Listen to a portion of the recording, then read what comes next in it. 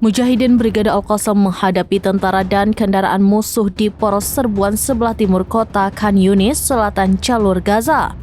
Mereka turut mengunggah video detik-detik penyerangan terhadap tentara Israel di Telegram pada Minggu 28 Juli 2024. Dalam video itu, Al-Qassam menargetkan seorang tentara Zionis yang berada di jendela. Tidak berselang lama, tentara tersebut ditembak. Mereka juga mengunggah adegan penyerangan terhadap tank-tank Israel hingga menciptakan ledakan hebat.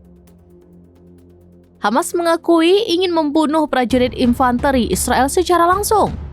Lantaran Hamas mengakui mereka bosan terus-menerus menghantam kendaraan militer mereka saja. Mengutip Palestine Chronicle pada 29 Juli, kabar itu menurut pengakuan Brigade Al-Qassam, sayap militer Hamas pada Minggu 28 Juli 2024.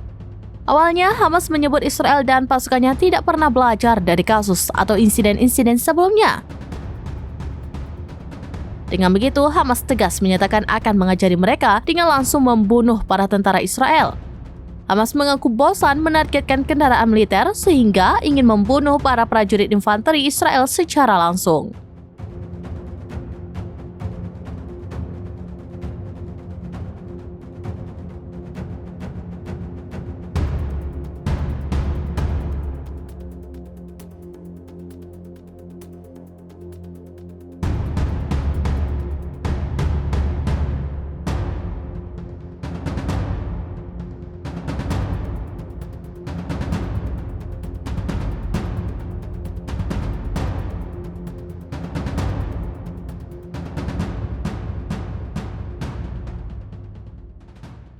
Download Tribun X sekarang, menghadirkan lokal menjadi Indonesia.